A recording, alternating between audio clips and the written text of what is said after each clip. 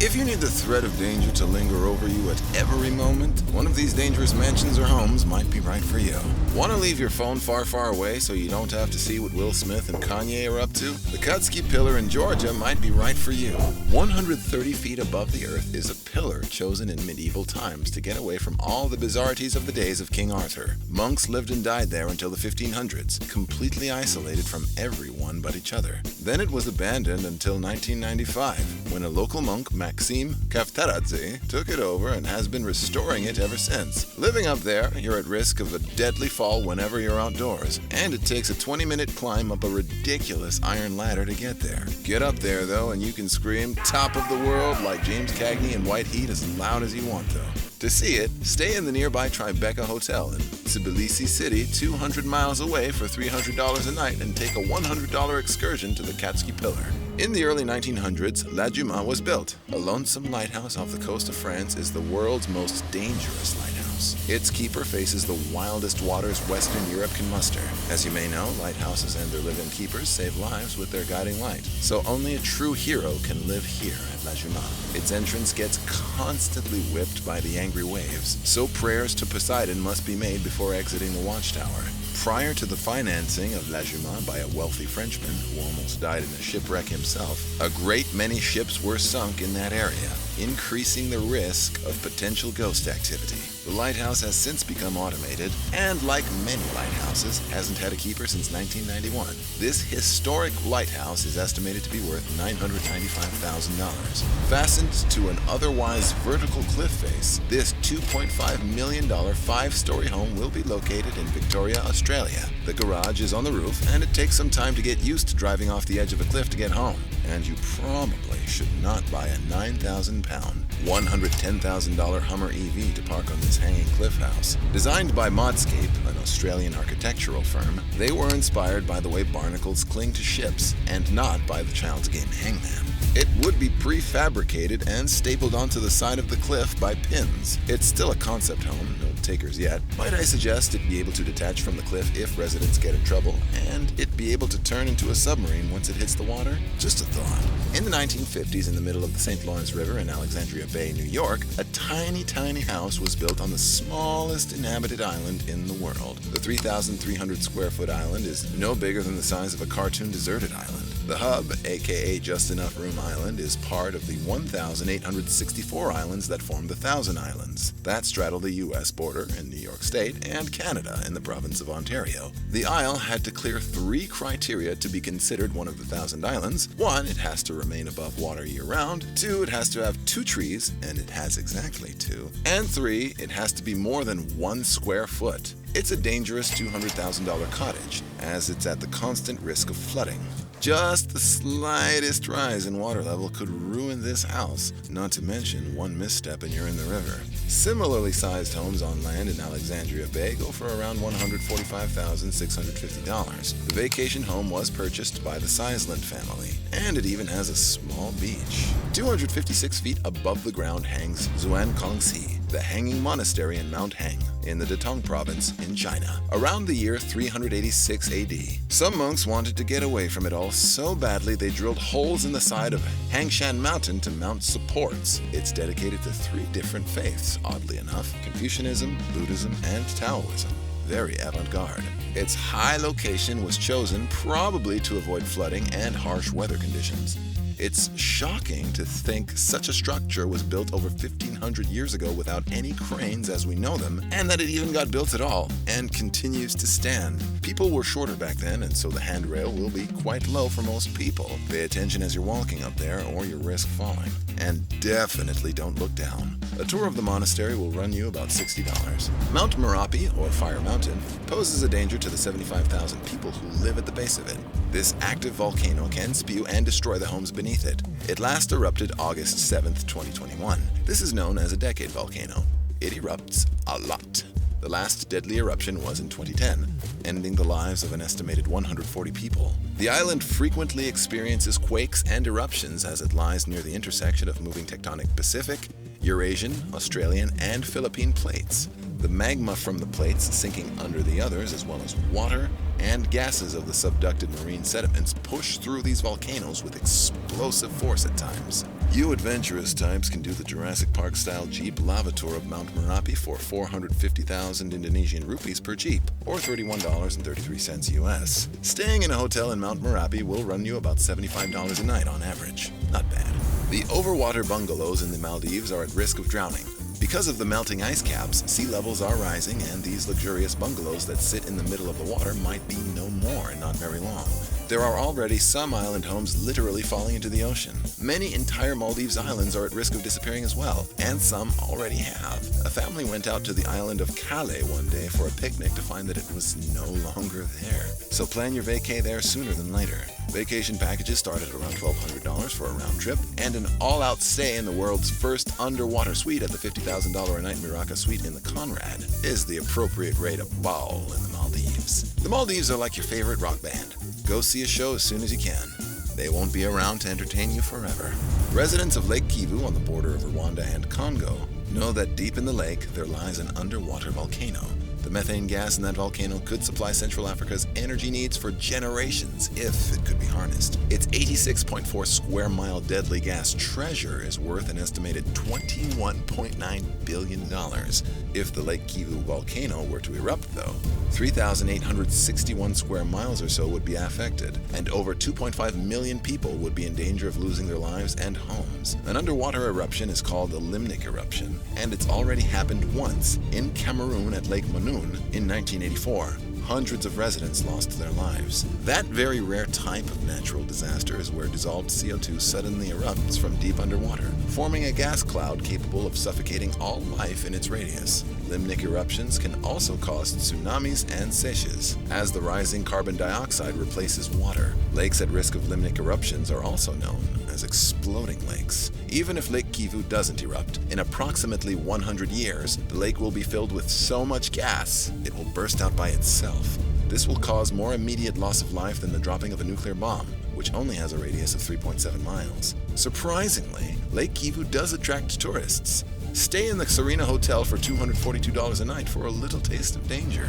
You can only get to these 14th century Meteora monasteries via ladders and hanging baskets. Worth the risk of the climb? If you love never-ending clear views for miles around, oh yeah. On top of central Greece's Meteora rock formation sits the Monastery of Great Meteoron, the Monastery of Varlam, the Monastery of Rusanu, or St. Barbara, the Monastery of St. Nicholas Anaposas, the Monastery of St. Stephen, and the Monastery of the Holy Trinity. The sacred mountains, up to 1,968 feet above sea level, feel like a destination from the Legend of Zelda. Its silence is only ever broken by birds chirping and church bells, as most residents keep the chatter and ambient noise to an absolute minimum. So try not to scream for help on your way up there unless you really need it. Many believe it sits between heaven and earth for hermits to live out their days closer to God. The entrance fee for non-residents to the monasteries is $3.30. The hermits themselves used to live in hollows over 1,000 feet in elevation from the ground, giving them a quiet place to pray as well as shelter from invading armies. On the Meteora peaks, watch your step as its sloping edges can easily send clumsy strollers into oblivion.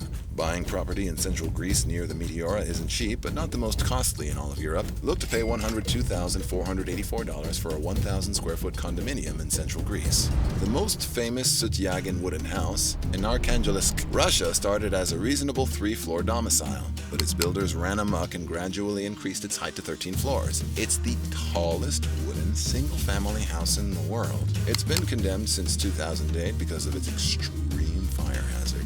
Just one short-circuited lamp could send this timber home into a blazing roast. Although the Russian north is notoriously cold, never say never when it comes to fire. Sutyagin House was a vanity project, as its 140-foot-tall stature was the idea of its crime lord owner Nikolai Petrovich Sutyagin. He wanted his home to exceed the height of the Kizy Pogost, the tallest wooden church in Russia. It took 15 years to get the construct that high, without building permits naturally. And it deteriorated when Mr. Sutyagin went to jail for racketeering. The tower has since been pulled down, and the remaining structure from the once prominent Gothic wooden skyscraper burned to the ground on May 6, 2012. No surprise there. 1,500 residents call the Cold Pole, also known as Verkhoyansk, Russia, home. Not too bad, right?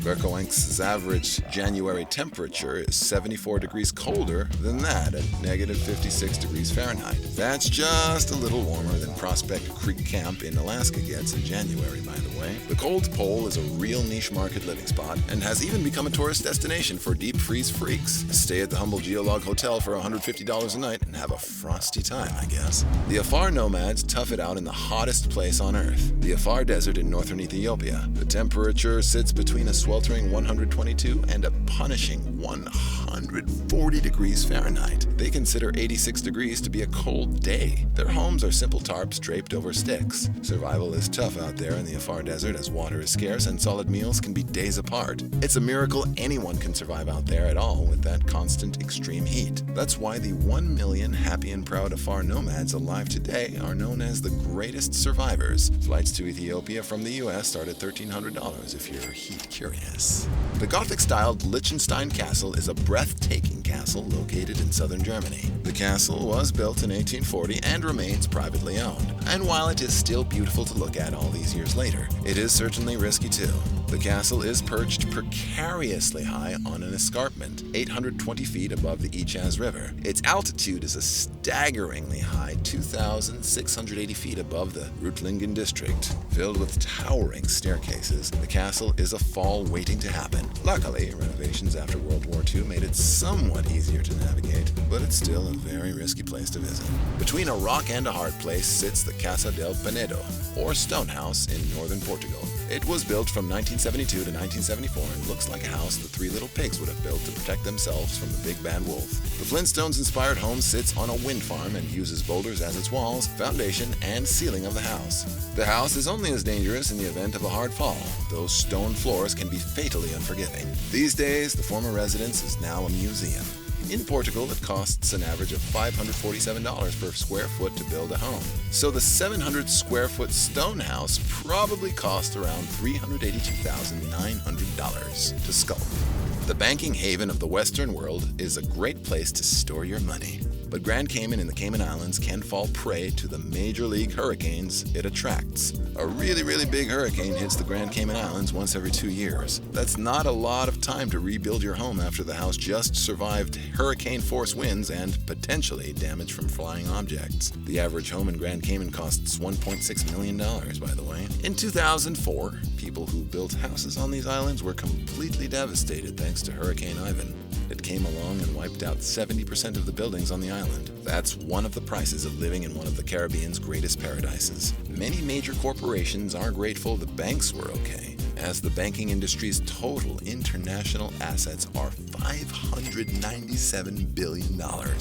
For people who have never been to prison, a house which is technically an art installation called the Carrot Home in Warsaw, Poland is designed to show regular people what the experience is sort of like. The very odd 44 square foot house costs just under $6,000 to build and has the space for one tenant and is 3.02 feet at its smallest and grows to 4.99 feet at its widest. You can only imagine how many people have visited the house only to leave because it made them feel confined and stressed. The home is tucked in between two buildings and is simply a bathroom, a living room, and a bedroom. It gets electricity from the neighboring buildings. The danger is to your mental health, as living in a space that small could easily drive the sanest person mad. Polish architect and designer Jakub Stonsny intended the Carrot Home to be a lodging for a writer, giving the author no choice but to work.